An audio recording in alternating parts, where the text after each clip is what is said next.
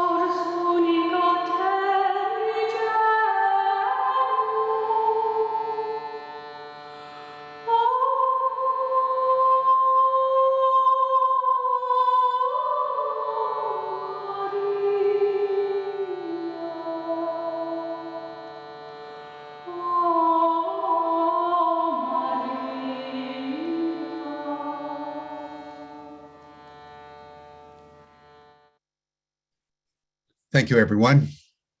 Now it's my pleasure to introduce my good friend and colleague, George Cappannelli, the founder of Age Nation, who's a passionate defender of democracy and has been convening a number of programs here on Humanity Rising about the critical issues that are confronting the United States in particular, but bearing in mind that the struggles that are happening here in America are replicated in countries all around the world.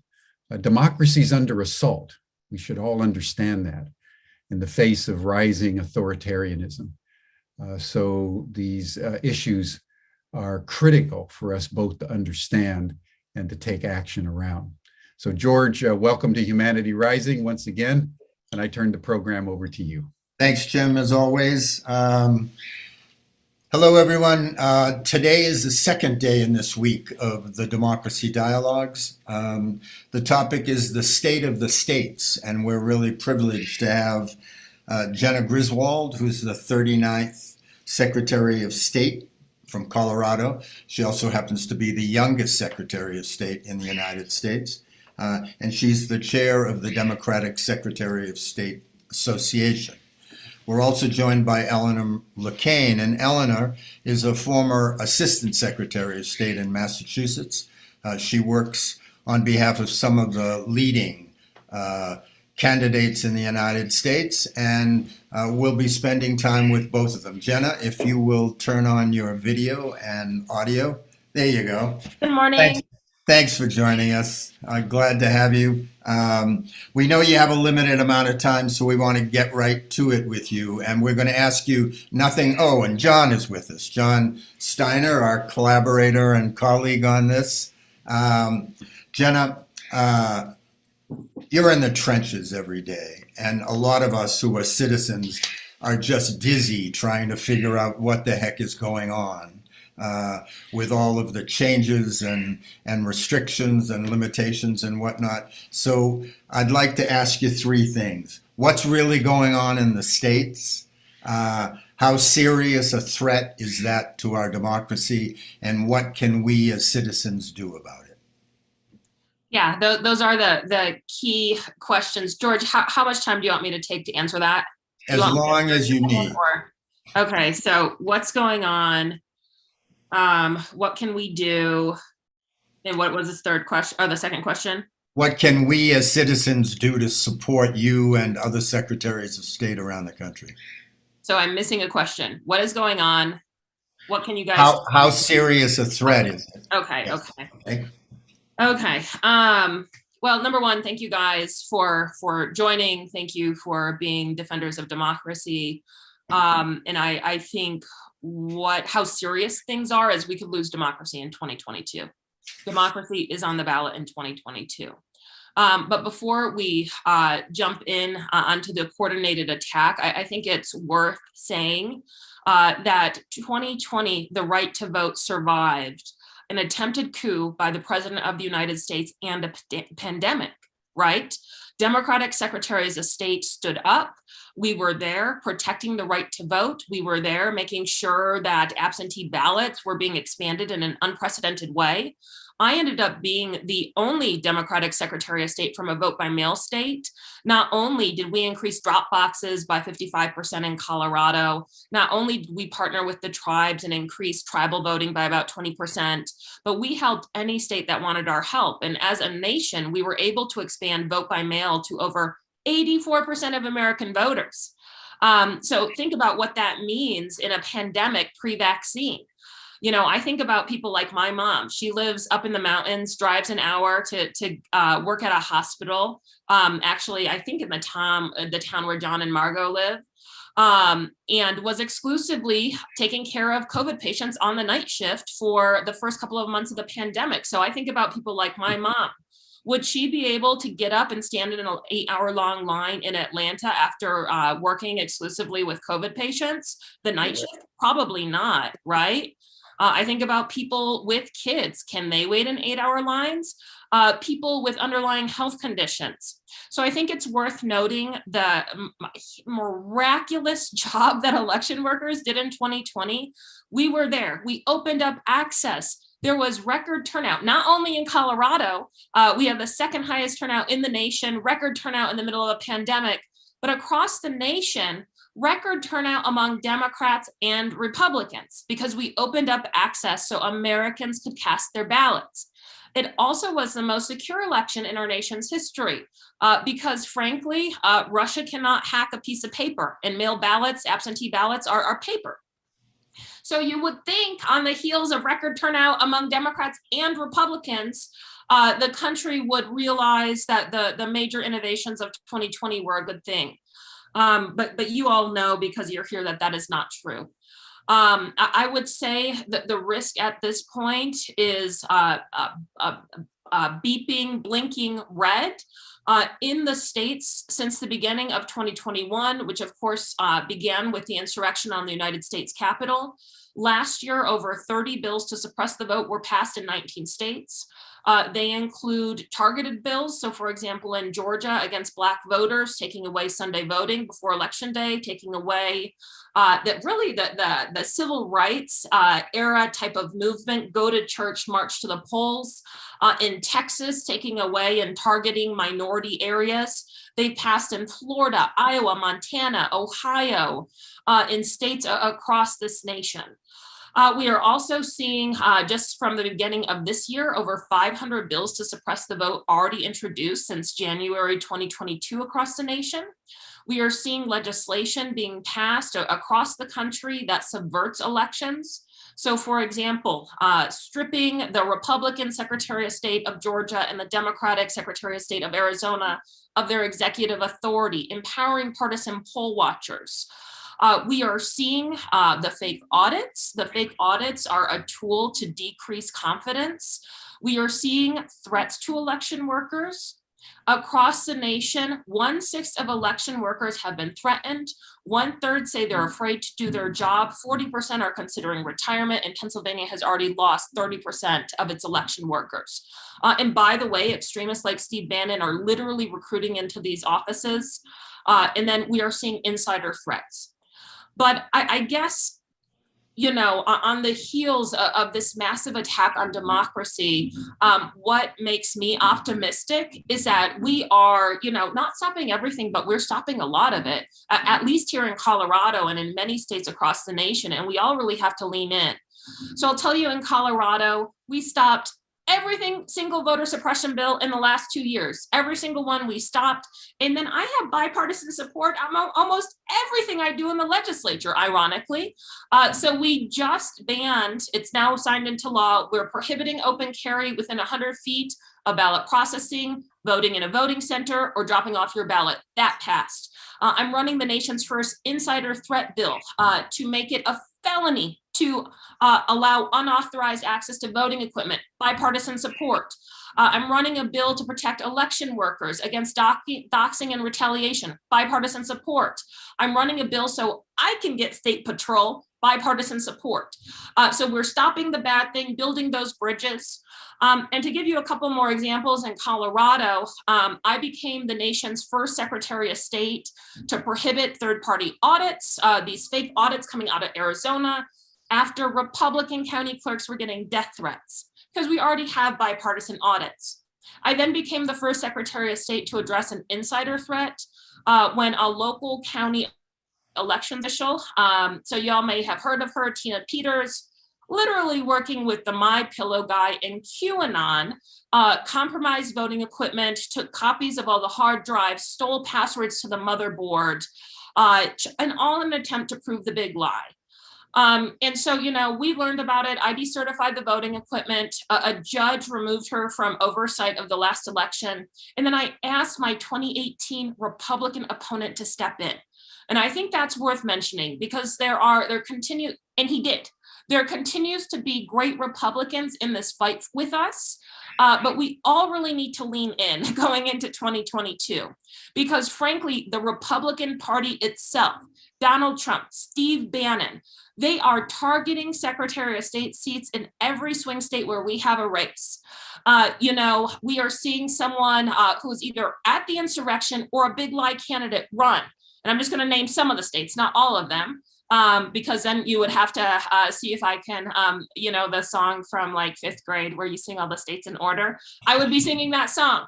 But we're seeing these insurrectionist candidates run in Arizona, Nevada, Michigan, Georgia, Colorado, Minnesota, New Mexico, Arkansas, Ohio, Georgia. They're running across the nation.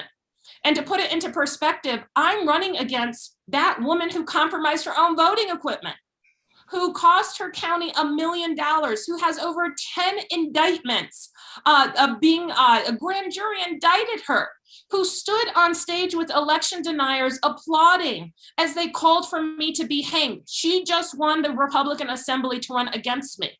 And to tell you why these races are so important is that this sleepy Secretary of State race, I was the first Democrat to win it in 60 years when we won in 2018. This woman has the backing of Steve Bannon. She has the backing of Mike Lindell, the MyPillow guy, who has already spent $800,000 just in her legal defense. She has the backing of the billionaire, that's billionaire with a B, founder of Overstock.com.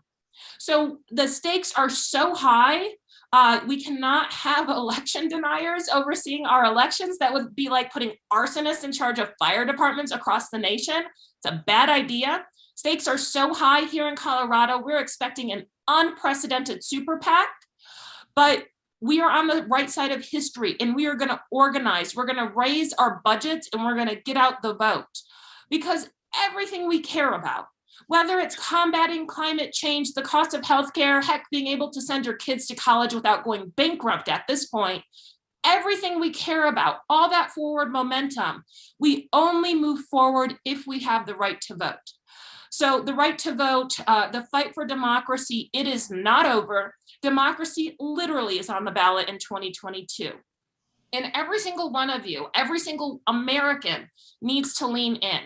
And I'd say there's a couple things. If you want to join me, please join us at jennifercolorado.com. I grew up in a cabin with an outhouse outside on food stamps, first in my family to go to four-year college. I don't have a lot of money to sink into our race. So, and we have the lowest contribution limits, or some of the lowest in the nation. So if you are able to join our team, we really need your support. If you're interested in supporting other races, please talk to me. But whether it's a candidate race or making sure that voters can know how to vote in some of these places where it will be harder in 22, sign up with an NGO, sign up to make sure to get people the information they need to cast a ballot.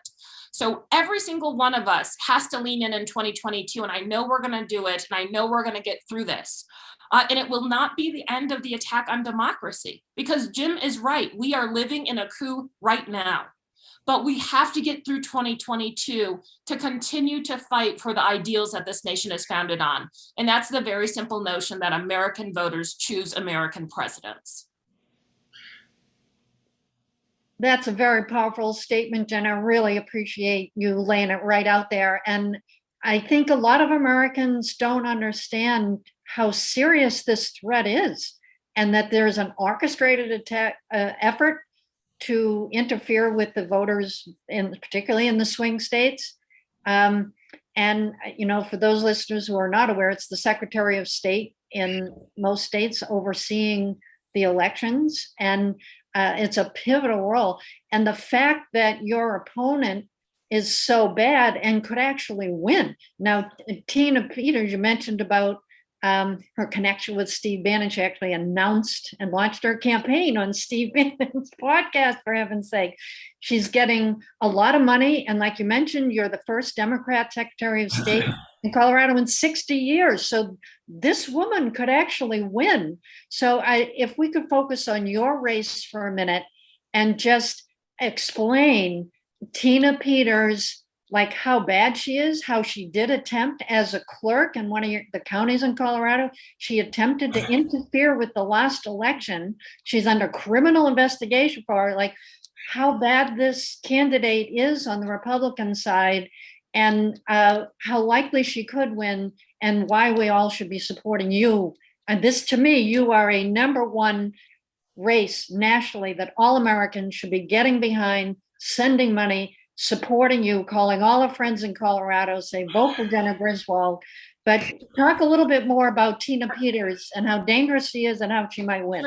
Sure. Well, number one, thank you, Eleanor. Thank you. And we do need a lot of support. And before getting into Tina Peters, I will just say, I ran a long shot race in 2017. Like I mentioned, I grew up, I sold my car to buy a plane ticket to be able to get to Philadelphia to go to law school. I grew up very blue collar. I started working the summer after 7th grade. And folks like me, they just don't tend to run for office. They definitely don't tend to win. On top of my background, I had never ran for office before when I ran in 2017. And my first race was statewide. And I was the only Democratic statewide candidate up against an incumbent, and a pretty popular incumbent. But we organized the state. We won big. I was actually the second highest vote getter. Because I told folks, look, I showed them, this is how I grew up, and I'm going to fight for everyday people like you. But most importantly, that first year, I led the largest democracy reform package passed into law, I believe since then, possibly in the last decade. So we started to add drop boxes. I've increased them by 55%. We added more voting centers. We enabled 17-year-olds to participate in primaries if they'd be 18 by the general. We guaranteed access on every public university and tribal lands to either a drop box or a voting center. We passed parolee reenfranchisement, automatic voter registration, campaign finance reform, lobbyist reform. And then I mentioned in 2020, not only did I think Colorado help the nation preserve democracy, but I emerged, as one of the national leaders, alerting the country, President Trump is trying to steal the American election. I became one of the national leaders on this fight for democracy. And now I'm the chair of all the Democratic secretaries of state. So I'm helping Democrats keep their seats in these swing states. I'll tell you, not only is there this national push led by Steve Bannon and a couple of the other extreme folks across President Trump to steal these seats, I'm the top target in Colorado. Attack ads went up last summer. If you can imagine it, I took the last Republican stronghold and have been very effective in my position. At this point, I've overseen five elections, 4 during a pandemic, and 3 with record-breaking turnout in the state of Colorado. I've been the top target for a while, but it's really amped up post 2020.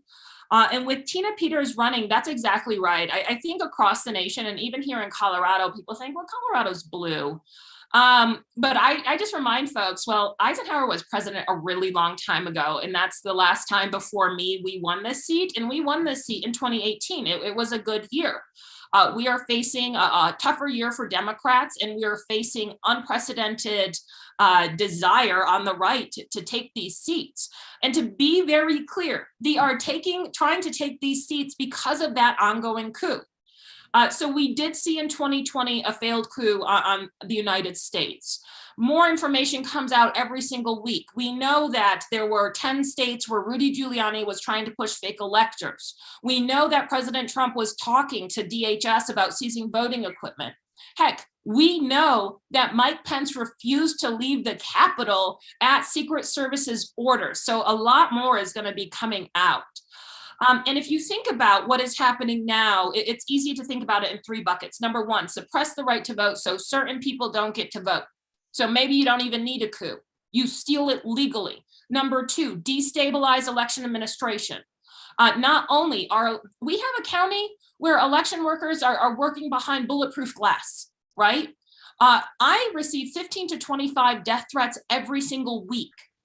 Wow. We are seeing these election workers get really scared. Steve Bannon's recruiting in. The Washington Post reported that election deniers were being recruited into my office and the Pennsylvania Secretary of State's office. We're seeing these insider attacks. And then we're seeing these extremist Secretary of State candidates run. So part 2, think about it as destabilize American elections. Part 3 is attack confidence. That's the fake audits. That's the lies. The more you lie, every lie more people believe. And at this point, over 60% of Republican voters across the nation believe something was wrong with 2020. So it's setting up the next attack. Either you don't need a coup because the people can't vote, or you destabilize elections. So the next time an extreme candidate says, see, something went wrong, you have someone like Tina Peters who's refusing to close a security gap or creating a security issue herself. You're creating the destabilization, and then you get liar Secretary of States who say, yeah, something was wrong, or say nothing, lying through their teeth.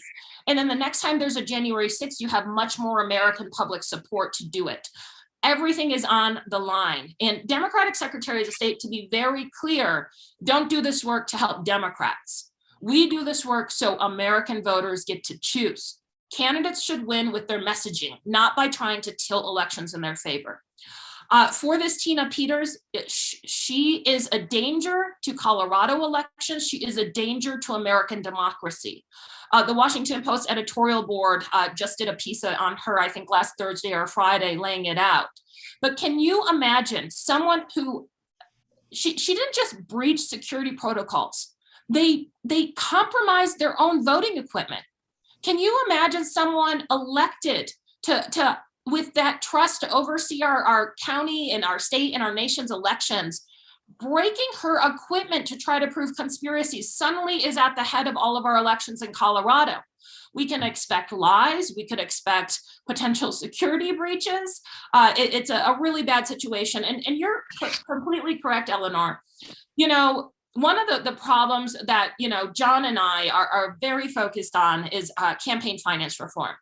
But frankly, we live in a nation where a billionaire can decide to write a $20 million check into a super PAC, to write a $30 million check into a super PAC.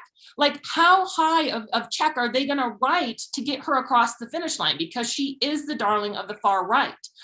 Meanwhile, we have to raise all this money into our direct campaign with really low limits. So, you know, I was the first Democrat elected in 60 years. She has a ton of support from really big donors, and this is all hands on deck. So again, please join our campaign, jennifercolorado.com. Please chip in a couple dollars, whether it's $10 to $1,250. Our first reporting period of this year, and the first one against her, is actually tomorrow. So we want to hit our budget. And if it's not my campaign, just get involved in 2022. Jenna, from my standpoint, the one factor that continues to be missing in this particular era is that we, the people, for all of the involvement of voting in 2020, we, the people, are not doing enough. We're not, I mean, there's only a certain amount that you can do within the structure of the system. How do people, is it protest? What do we do as citizens that say enough is enough? Yeah. So there's different ways to get involved. So number one is we need to stop as many of these big lie candidates from overseeing elections as possible. There's 164 candidates, statewide candidates, running across the nation right now who would have some type of oversight over elections. I'm going to guess there are thousands of big lie candidates running at the county and local levels that would have some oversight over elections. And frankly, you know, our broken government system when it comes to voter suppression, gerrymandering, and money in politics, and then add in all the money, you know, campaign finance for campaigns, lobbying. If you don't have morals or a strong backbone, you are incentivized to destroy at this point. President Trump has basically, the Republican Party gave President Trump the power over them after he led a coup endangering their life. I just can't even comprehend it. But basically, you are with him and say something was wrong with the 2020 election, or he tries to take you out politically. And you guys know there's great elected officials who are there to do the work. There are also people, power hungry, money hungry, corrupt in elected office that will do anything to keep their jobs. And their incentive right now is to destroy. So we need to switch that incentive. And there's a couple ways to do it. Number one is take them out of office. So we need to stop as many of these big lie candidates as possible. Why Secretary of State is so important is that if we, you know, we're not going to be able to stop all the big lie candidates at the local level. But if I have oversight over the state, I can make sure that we have great election administration regardless of who gets elected. Number two, government needs to disincentivize these folks. We need to see prosecutions. In Mesa County, prosecution has started. I'm also in litigation with another county that working with folks paid by Mike Lindell compromise our election security. I think we need elected officials with a really strong backbone at this point to enforce the law. We also need better laws. That's why I'm running this first in the nation insider threat bill. It's very likely to get through. It has bipartisan support. Not only does it create a felony for allowing unauthorized access to voting equipment or releasing passwords online, it provides whistleblower protections to protect, you know, if something's going wrong, whistleblowers need those protections. It creates 24/7 every single day of the year video surveillance on voting equipment. You know, everyone will have to swipe in to the rooms with voting equipment. So it's a major physical security upgrade. So we need better laws. We need folks to prosecute. And then third, we do need to make sure that our voices are heard. You know, those state legislators that are thinking about taking away the most fundamental right of their constituents need to know that it's not okay. The people sitting in the US Senate who failed to save democracy needs to know it's not okay. You know, we do need to make our voices heard and really pay attention to the laws and the policies being run on the local, county, and state level, and stop them whenever we can, because there is, you know, frankly, so much good that we could be doing. How is it possible that in the United States of America in 2020, people are standing in 8-hour-long lines for something that for government to allow us to exercise our most fundamental of rights? It's an embarrassment. It's ridiculous. So, you know, there is so much that we can do. So we also have to be pushing out that good policy, because there is so much. I could give you guys a list of things that should happen in every single state. So Jenna, we also need to you know, inspire. Jenny, I know you have to go soon. I think part of the answer to George's question, and really what Eleanor is asking in a way, is you. Because people, when they hear you, you're kind of a cheerleader for not only for what's wrong, but you're shouting fire. And I know you've been on MSNBC and some of the shows, but often you don't get a chance to go into this level of depth and with this level of passion. Do you have people helping you get on national shows or more podcasts? Because you are such a voice in answer, I think, to what George has been, you know, we're shouting from the rooftops, but you've got a voice on the ground. Yeah. And what more can you be doing that you have time to do, where you can get this kind of time? Because you can't do this in a 2-minute, 5-minute soundbite. Are you getting more opportunity to be the national leader and spokesperson that you are and you deserve to be? Well, I think, well, first off, can you imagine a sleepy Secretary of State position? Gosh, how old was I when I won, John? I think I was 33. 33? Yeah, so I ran at 32, won at 33, I think. And then suddenly in 2020, I have to go on CNN. And, you know, it's your first time. It's like, oh my gosh, millions of people are going to be watching me. And if you remember, John, back in 2020, there was some pushback because I grew up blue collar. I talk in normal terms that people understand. And I got on TV and said, Donald Trump is lying to you. He's trying to steal an American election. And I was one of the first statewide elected officials, first secretaries of state sounding those alarms. 2020 thrusted me into national media. But also other secretaries of state. I don't think secretaries of state have been covered to this extent in recent history. So we're going to continue to do everything we can to raise the alarms. With that said, you know, national media, you know, ebbs and flows on what they're covering. So we're doing everything we can to make sure that American voters know what's going on. I know this is kind of cheesy, but I think the Washington Post byline is 100% correct. Democracy dies in darkness. Democracy dies in darkness. And if we wait until 2026 to realize what has happened, it's going to be too late. So you can count on me. I'm going to do everything I can to continue to protect our elections for every Republican, Democrat, and Independent. To continue to hold those who would try to subvert democracy for their own political gain accountable, and to win this seat again. And I really appreciate your guys' offer to come join you, and really appreciate all the support.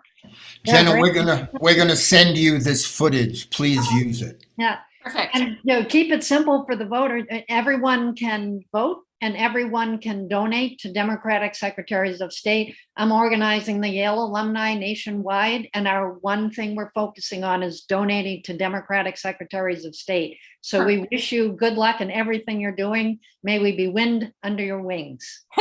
Thank you. You guys are so sweet. Okay, guys, have a great day. See y'all later.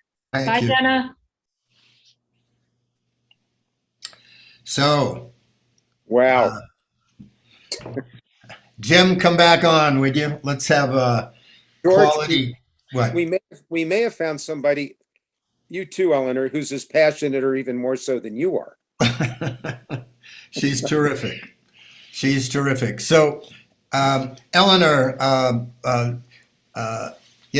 you've got more chops in this arena certainly than we have. So start us off. I mean, give us first some insight on what you think and what Jenna said, and how does that relate to some of the other work that you're doing, whether it's at Yale or with other candidates around the country? I think Jenna is the best spokesperson I've ever heard on the attempted coup in the United States. It's an ongoing coup. People think January 6th tried and failed and it's over. Not so. There is an orchestrated plan that is being implemented by thousands of people with millions of dollars. And it's an ongoing attempt to undermine the state of elections in the United States. So every person needs to take note and take action. And some of the things Jenna mentioned, and she had so much packed in of what she was saying, but think about some of the key messages she just gave us. One is that people who are in these positions now of running these elections in the states are being harassed, intimidated, and with death threats to them and their families. She says she's getting like up to 50 death threats a week herself, and that's happening all over the country. Why? It's an attempt by Steve Bannon and Trump's minions to harass these people out of office so they will not run or will vacate the position they're in. And they have election deniers at the ready to push them in. Once you control the election systems, you control who has power in the country. I think it was Stalin who said, what really matters is who counts the votes. And that's what the Secretary of States do in states all across the country. They're in charge of the election oversight and counting and certifying the votes in the states. If these election deniers get elected in some of these key states like Colorado, the swing state, she mentioned several others, we can talk about them.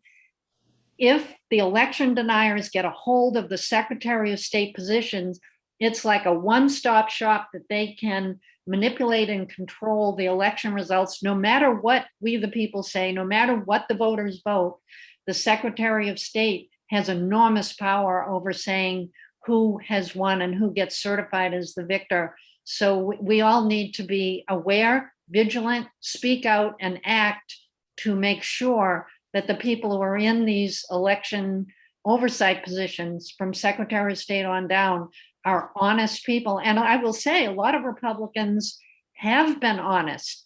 And there were Republican secretaries of state truly heroic in the 2020 election. Like in Georgia, Secretary of State Republican Raffensperger was under enormous pressure directly from Trump to alter the vote in Georgia. And Raffensperger refused to do it. And he had death threats against himself and his family. And he stood strong for it. Same in Arizona. So, there's some very good Republican election officials out there. But on the whole, right now, over 60% of Republicans believe the big lie that 2020 was stolen from Trump, which is false. There's no evidence for it, but people believe it. And so we're safer voting for Democratic candidates for Secretary of State nationwide.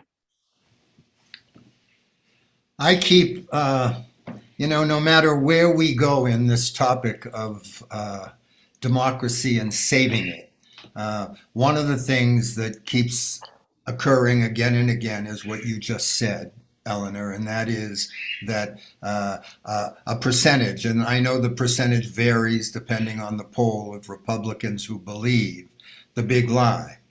What is astounding to me is that in every chance every Democrat elected to office has, they don't refute that point.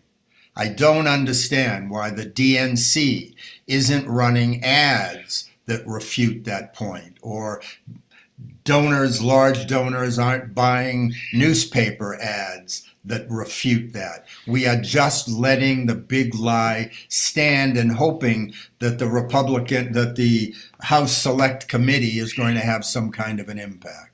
What do we do, Eleanor, as people? Well, I think there's several things we, the people, can do here. Number one is get informed about what's really going on, what this coup attempt is, how that's playing out in our own states and in the country nationally. So get informed. There's great information out there. The Brennan Center has good information. There's a Harvard group called Crimson Goes Blue, has done great election analysis. So get informed. Number two, if you're in a swing state where there are these assaults on our election system, really maybe volunteer to work to watch the polls, be a poll watcher. You know, a lot of that work has been done by seniors who had more time across the country. It's, you know, people over 60 working on the elections. But with the pandemic, a lot of them were nervous about getting COVID, and they retired and decided not to put themselves in the line of fire. It left big vacancies all across the country. We need people of every age to step up and say, I'll be a poll watcher. I'll help with the election administration in my state. Number three, make sure we vote, you know, vote early, vote by mail, so you can work as a poll watcher on election day. And fourthly, to donate.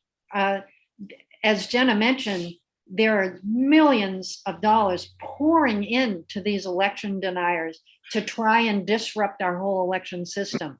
Millions of dollars, highly funded people like Tina Peters, who's running against Jenna Griswold in Colorado.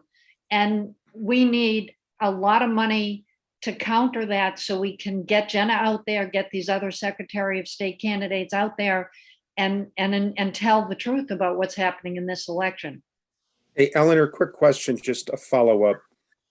What do you see as the swing states? Because I know at one level, what's important here is holding the Senate.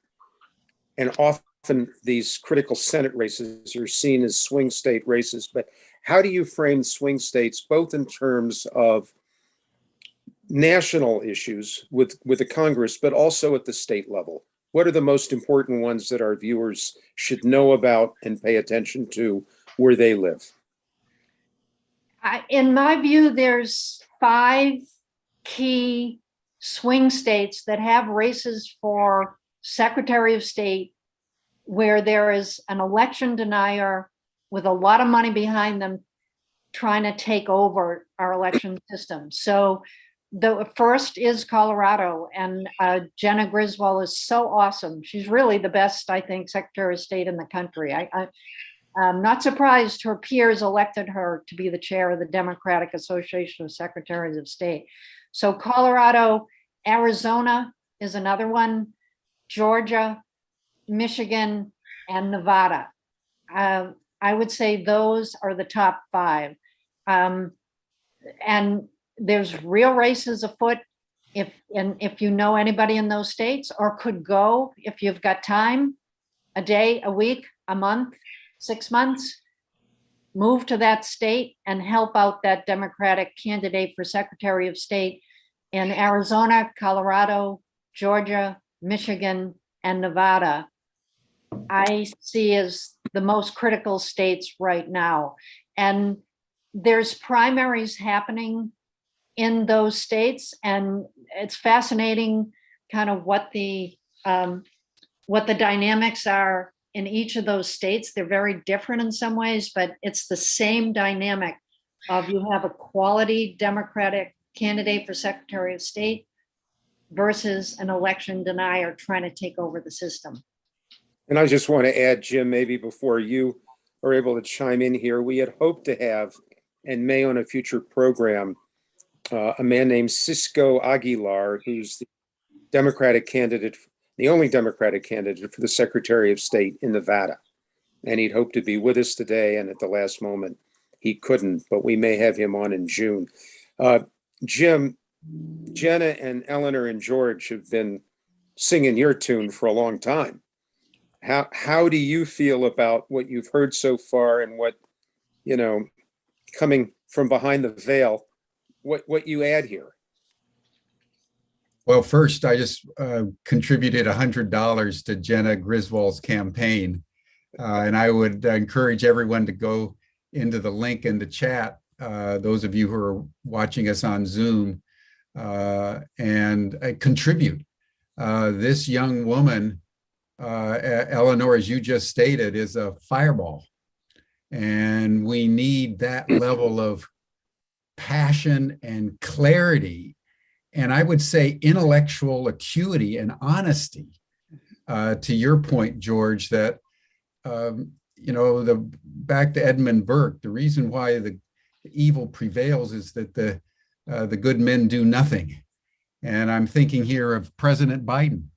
I'm thinking here of Merrick Garland, the Attorney General and the head of the Justice Department, the Democratic leadership. There's a malaise on the progressive side that isn't either taking this challenge seriously, or astute enough to counter the very explicit strategy. And it's worth bringing in, I think, what happened just yesterday when CNN released over 1,000 emails and text messages from Mark Meadows, who was the last chief of staff of President Trump. And it's pretty explicit that they were in very interactive communication, not only between the White House and the Senate and the House of Representatives, like with Ted Cruz and others, Senator Howling of Indiana and so forth, but also with the mob that went into the Capitol. And that this was, what they call a self-coup, where the president losing an election begins to orchestrate the after-election machinery to ensure that the will of the people is subverted. And I think it's worth noting here that it was Mike Pence, a Republican, Vice President Mike Pence, who was the critical actor to get the Senate to void the results, to push it back to the House of Representatives, where Rudy Giuliani and the Trump machine had prepared the electors to ensure that the 27 Republican-controlled states would vote for Trump. And I want to just call out this very interesting place where there's still a little bit of a black hole. It's very interesting that when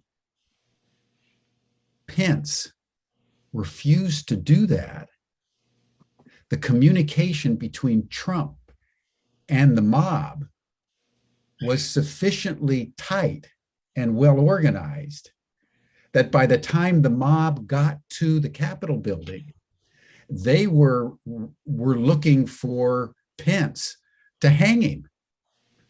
So when Trump made his speech, sort of warning Pence, who was in the Capitol building in the middle of the Senate proceedings, to hold firm, and then when he did not, there was almost an instantaneous strategic formation between the White House and the mob and the Capitol building that almost got to Pence. And it was very famously said, if you saw the news last night, he said, "I'm not going to get in that car," when the Secret Service wanted him to leave the Capitol because he knew that would send a signal around the world that the vice president was fleeing an attempted assault on the American Capitol building. So I bring this in, everyone, to give everyone within the last 24 hours a flavor of the intensity with which this coup was being orchestrated. And there's also evidence that it included the Pentagon. And the failure of the police and the military to protect the Capitol building from the mob was not an accident. Mhm. Yes. It was part of an orchestration that almost worked. And now to the and I'm George, I really want to salute you for bringing these secretaries of state, because in the news just last week, Steve Bannon, Trump, Republicans are focusing on the secretaries of state, because if they can get the right secretaries of state in these critical swing states, then by 2024, they can secure the election by any means necessary for Donald Trump, who has every intent of coming back into the presidency along the lines he's been announcing ever since he left the White House. So we're in the middle of an attempted coup with a strategic formation coming from the forces of authoritarianism that is extremely well coordinated, strategically astute, and has all the money it needs to do what needs to be done. Which the final point I want to make is back to you, George, and that is your consistent theme that somehow the people have to wake up. Somehow we've got to bring in reinforcements to the Jenna Griswolds of the world. And we've got 6 months until November. So this is a critical period. Thanks, Jim, for the overview. And I just want to note that the reason Jen is here and the reason Ellen is here is really John and Margo, because of their relationship. Yeah. So I want to give credit to where it's due. The important thing is that no matter where we look in America today, systems to a large extent are broken. Whether it's the election system, the voting, the fundraising, these systems are broken. And in truth, I say that we the people are democracy's only and last hope. And it's only when we decide why we are not surrounding the Justice Department with millions of people saying to Merrick Garland, either act or get the hell out of the way.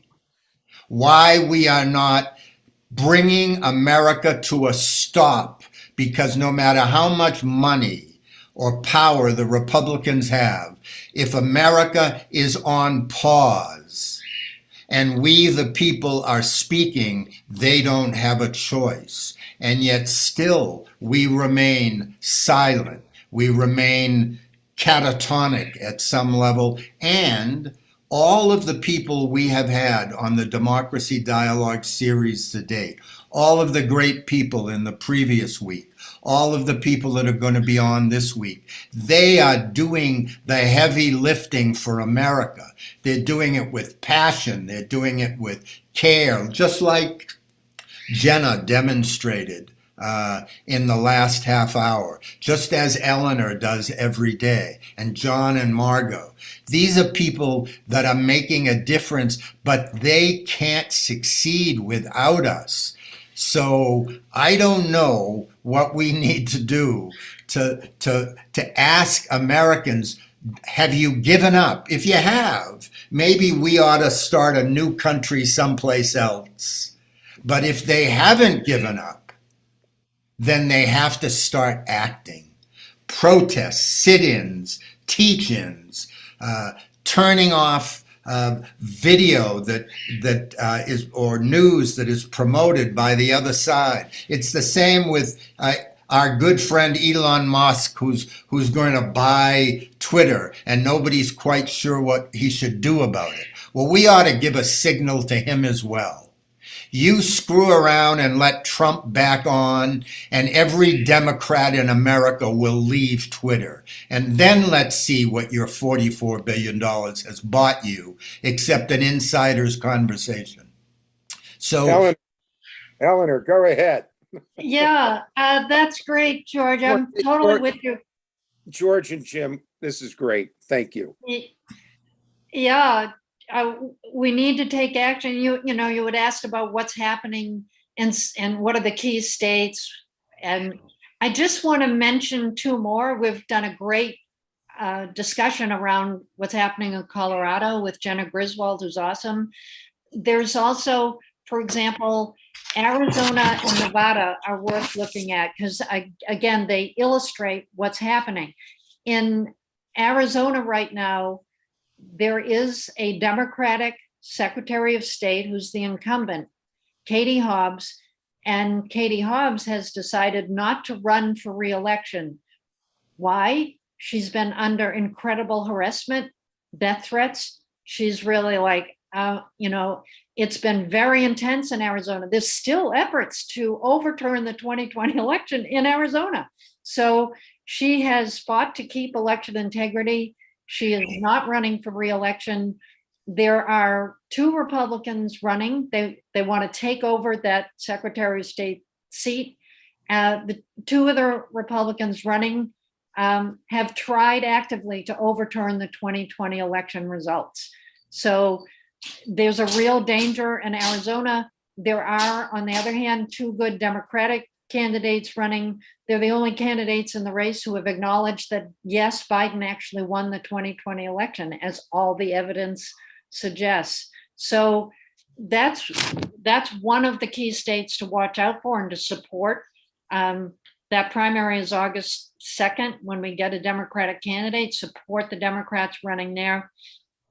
Similarly, in Nevada, now this one's interesting because Nevada has an incumbent Republican Secretary of State who's done a very good job. She, in my view, one of the American heroes, our unsung heroes, these secretaries of state who stood up to Donald Trump and stood for election integrity.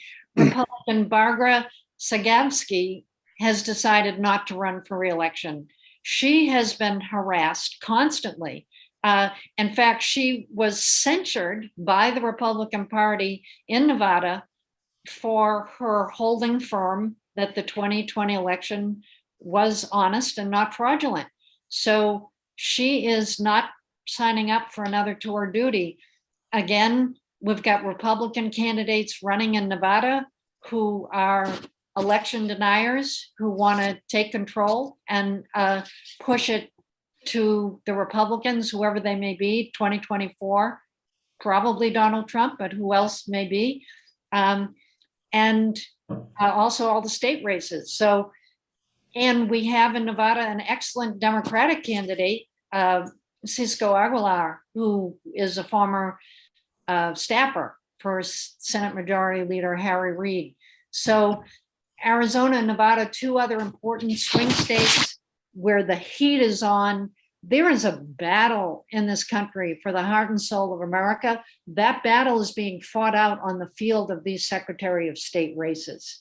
Oh, so let me, George and Jim and Eleanor, you raised something that I think is critical. And George, Jim, you said it, and George, you underlined it. Why aren't Biden and the Democrats speaking out? Why aren't we yet, and hopefully we will be, getting indictments for Merrick Garland for Trump and the people under Trump?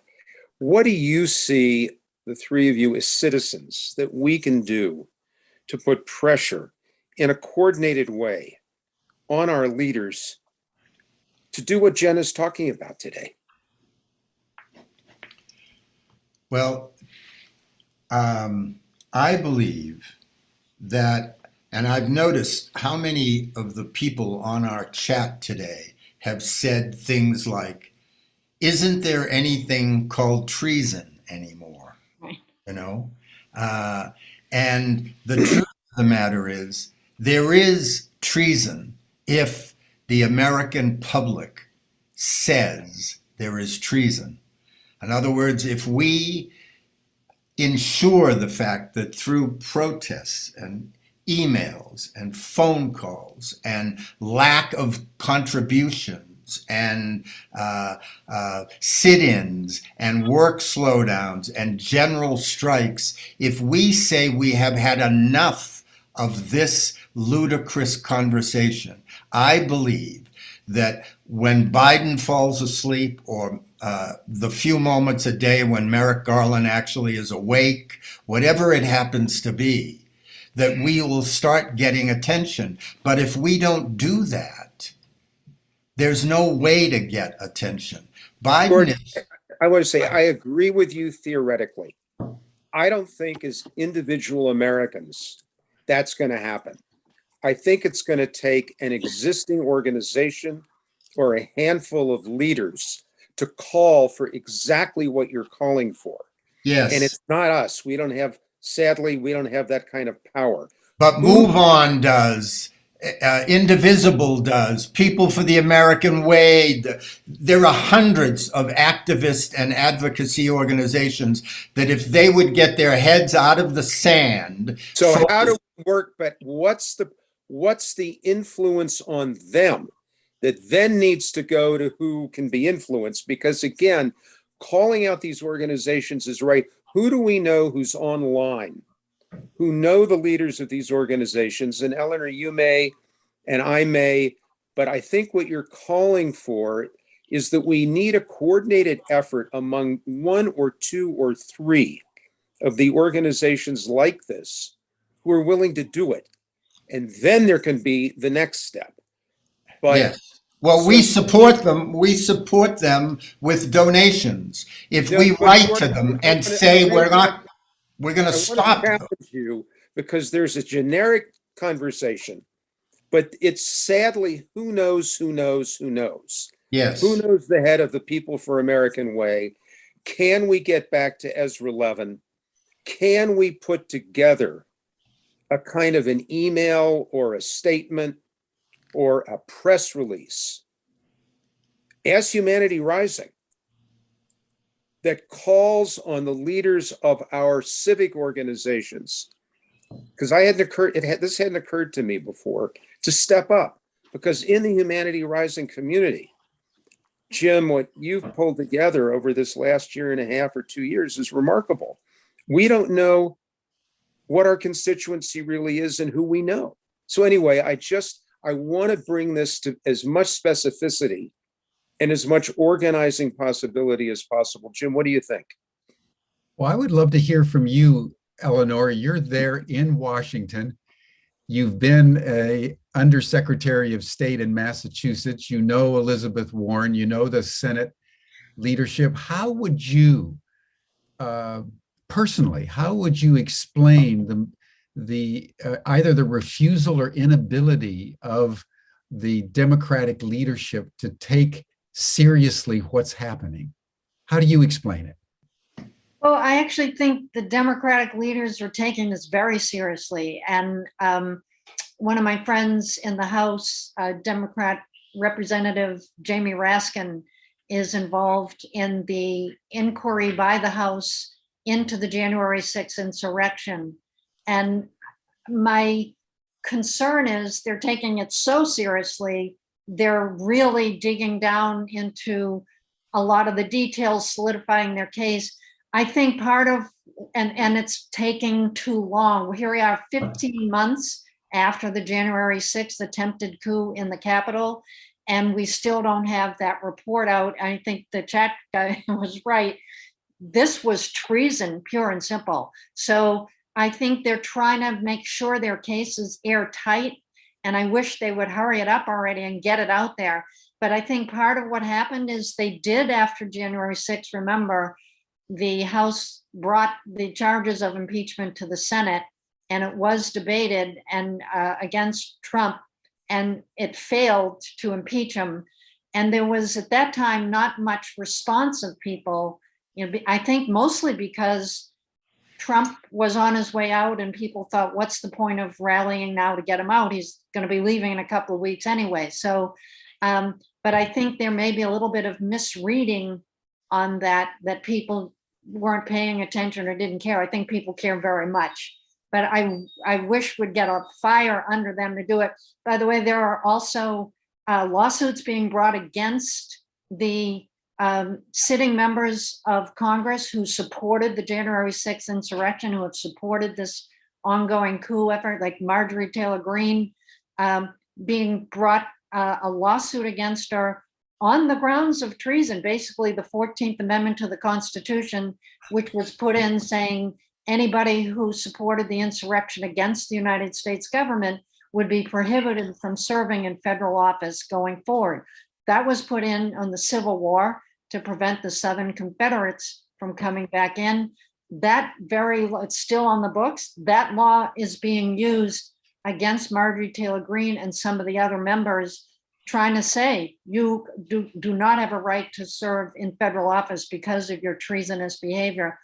And finally, I would mention, these groups are very much on it. Move On has chosen to focus on Secretary of State's races. It's the first time in my life that any organization I've seen has targeted Secretary of State races as one of the key things they need to be working on this year. So they're on it and doing what they can, and these groups need more members, and they need more money. They need more time from all of us to help them challenge this ongoing coup attempt.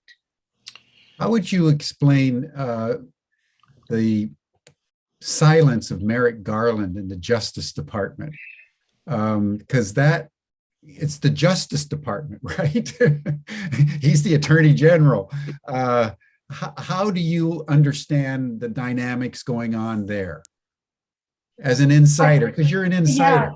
Yeah, right. I don't agree with it, but I think what the political assessment is there's a real concern about the fragility of our government right now and about the credibility of the people in office.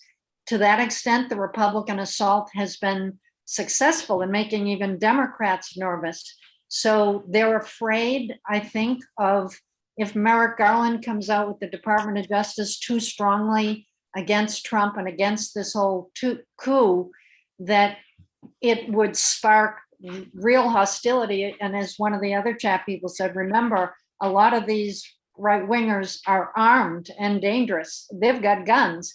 And I think they don't want to get into a thing where the entire government is caught up in attacking the Republicans. So I think that's some of the calculus. I don't agree with it, but I'm trying to explain it from a DC point of view. I think actually there was a mistake early on, perhaps, in terms of positioning of personnel.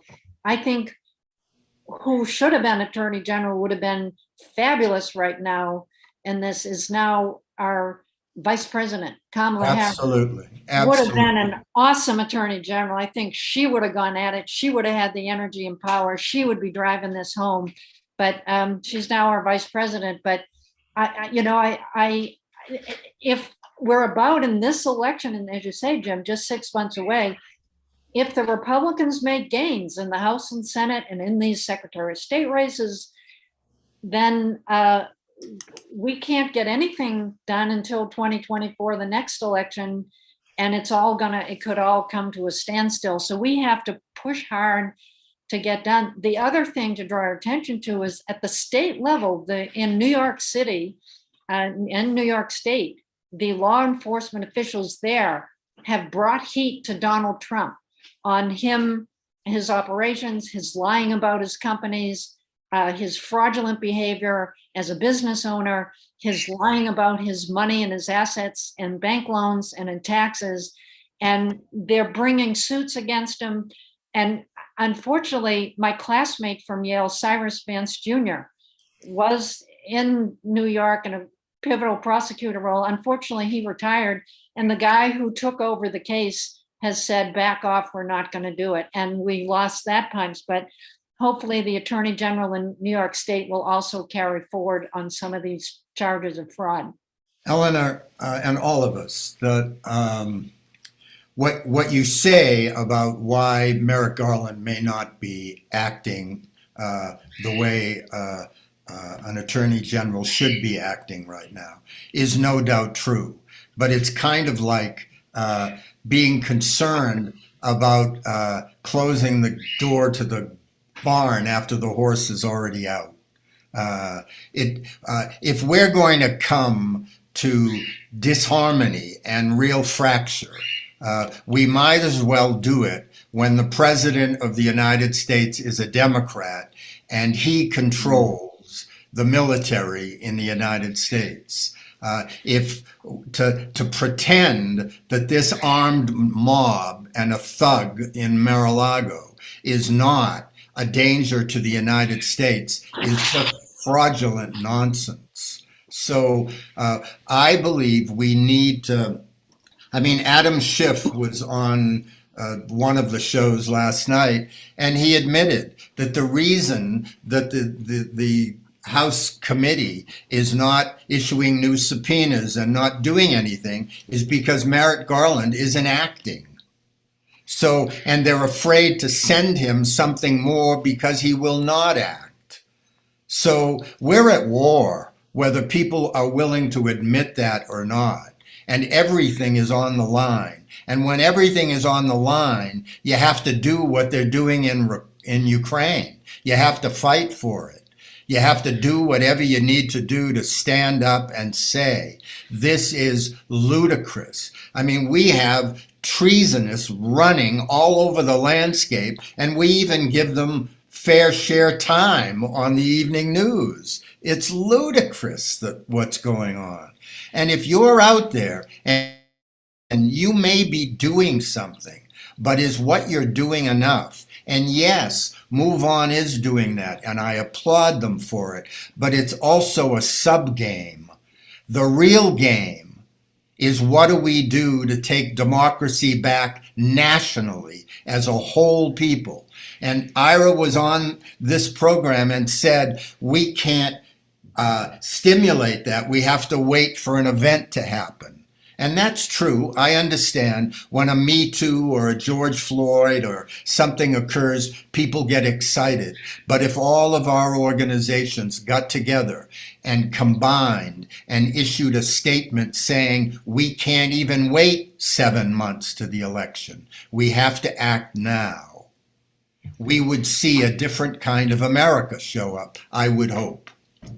I totally agree. We have to act now. I want to bring one other element in here, which we haven't discussed. We've discussed the national, we've discussed Secretary of State statewide. The other piece of this is the state legislators are very important here. And one of this planned coup that's happening right now is that the Republicans are changing election laws to make it easier for them to manipulate election results and to alter certification of the result. I'm saying that because all of us, we live in states, we get to vote for state legislatures. Don't forget the down ballot. Some people just look at the top of the ticket. We need to be looking and be informed as voters what's happening with our state legislatures, and vote carefully on those. Also, vote for Democrats as your best hope. I'll give you for example, in Georgia, one of these key swing states. And by the way, if that Republican Secretary of State in Georgia had caved, it would have thrown a monkey wrench. We would have had a major problem around seating Biden as the president, even though he was duly elected. But thank God he stood up to it. But again, Georgia, the Republican-controlled state legislature gave itself the power to replace election supervisors in the counties, and gave itself the power to certify the election victor. Basically, they're stripping the Secretary of State of power and giving it to the state legislature. What does this mean? It means that the state legislature could certify that a Republican wins even when the Democratic candidate received more votes. And it means the Republican state legislature could replace the election supervisor in a Democratic stronghold like Atlanta, that would gum up the works, make it tough for Democrats to vote, get those 8-hour long lines waiting to vote kind of thing. So the state tours are also very important. And in many states, it's only a question of a small number of votes, whether it's a Democratic seat or a Republican. Here in Virginia is a swing state right across the border from DC. There was a state legislator race where it literally was a tie, and they, drew a tag from the bucket to see who was going to win the seat.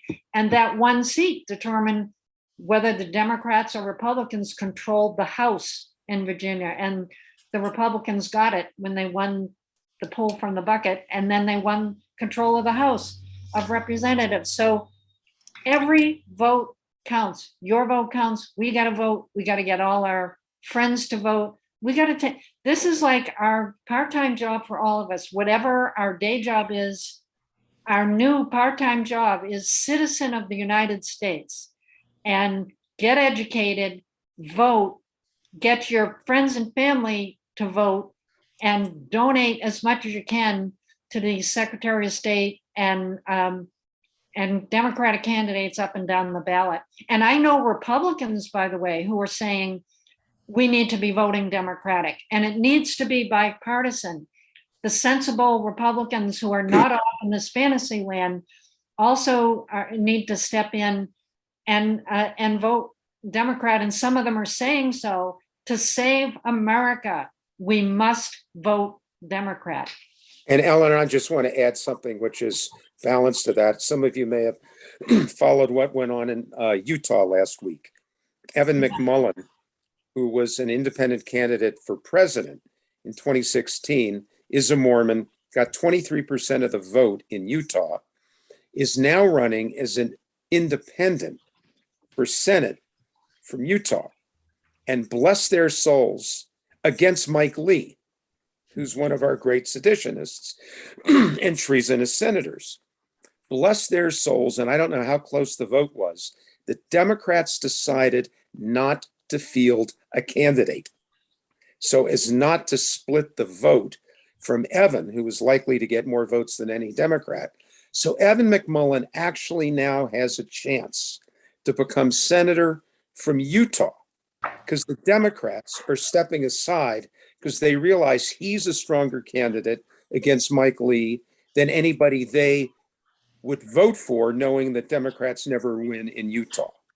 So that's an interesting balance here in a kind of transpartisan way, where a pragmatic sensibility is coming to the fore.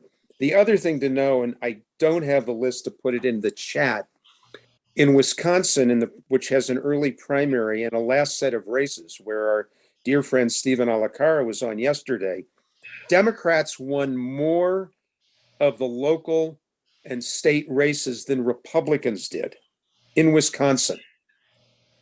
So as people have said, this can go either way. There are good signs on both sides.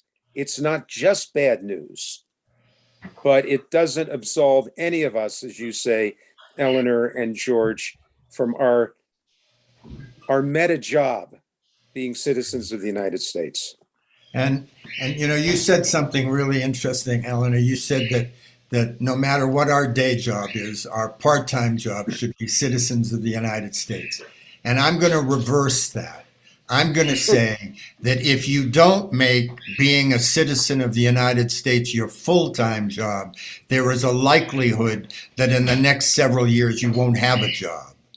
So, well, if these elections go badly in this year, if the Republicans take over one or more of these Secretary of State positions, this could be the last free and fair election in the United States, because they will disrupt it. So no matter who the voters vote for in 2024, they'll have it come out to be a Republican victory. So it's all on the line this year. But I will say, Joy, I say part-time only because some of us have to earn a living to pay our mortgage and raise our family. So I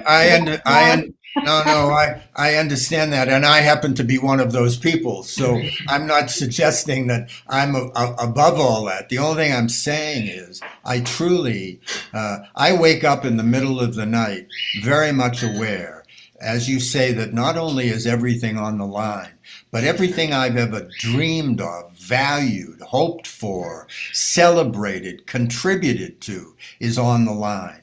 So if you are somehow or another out there and you are spending all your time on a small issue, a sub-issue to the issue of democracy, give it up for a little while and pay attention with your heart, your energy, your dollars, and your time to the fact that if we're not, all of us, one of the guys, who was it, John, in our last week who had worked in the White House Kyle Lehrman with When We All Vote, who Michelle Obama has tapped to be the largest get out the vote group in the country. Yeah, so Kyle said during that program, don't forget, while we go about our business, they are 24/7 on it, trying to take our democracy away from us. So you don't win in this kind of thing if you're doing it in a half-hearted way. You only do it if we're fully committed, if we're fully engaged, not from a place of anger, not from a place of hate, not from a place of violence, but from a place of deep, heartfelt commitment that says, these are my inalienable rights and I will exercise them 100%. That's what those people did who signed the Declaration of Independence and the Constitution, even when they didn't agree with it. And we have to be as committed in this moment in time.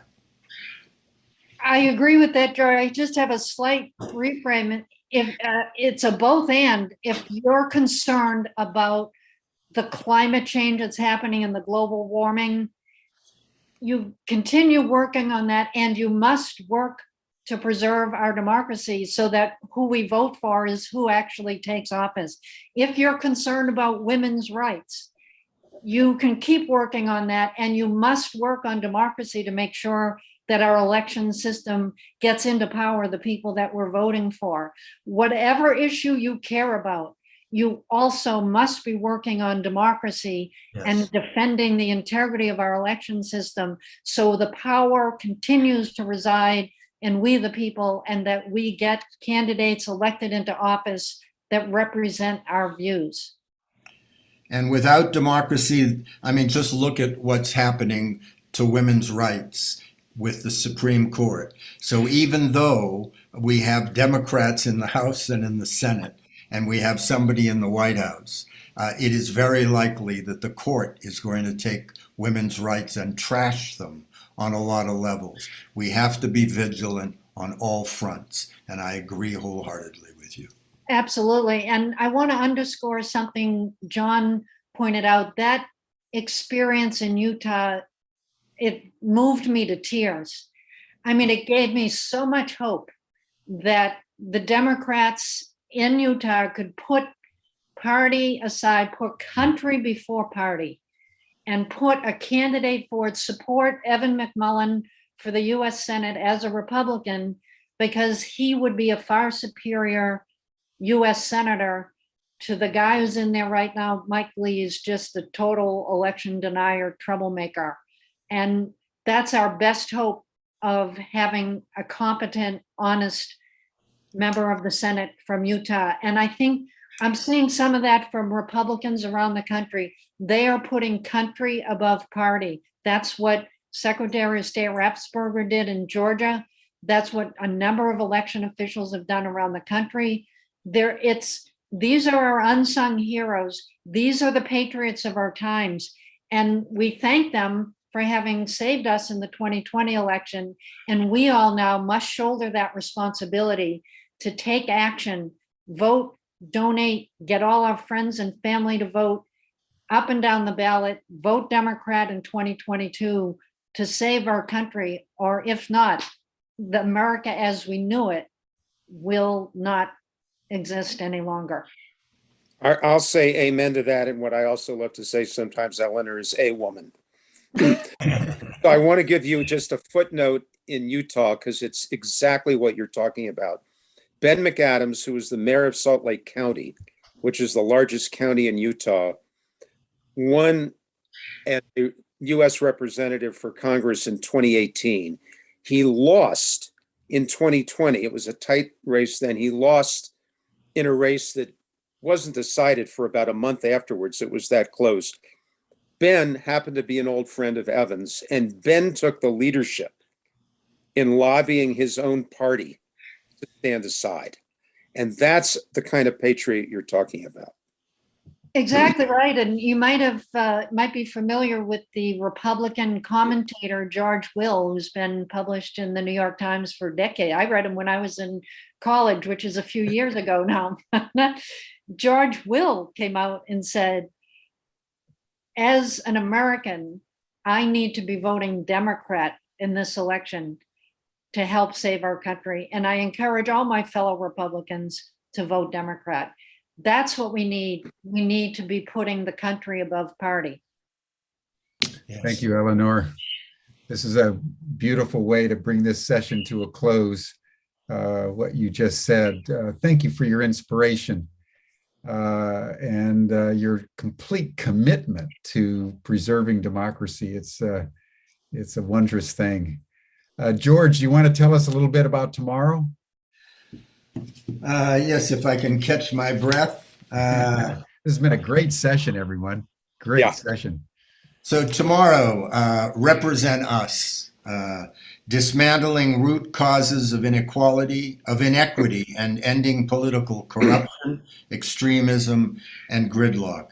Joshua Lynn, Megan Kaska, Bo Harmon, and I think the three of them are the principal voices. Tomorrow, John will be back with us.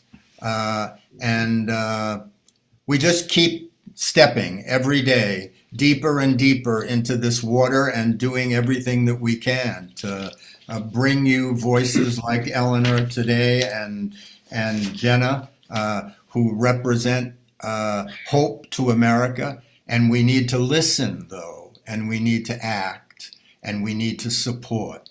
We can't just be talking heads and critics amongst our friends and family. We got to go out and do the hard work that needs to be done, supporting these people that are in positions to make a difference. George, let me just again add something to tomorrow.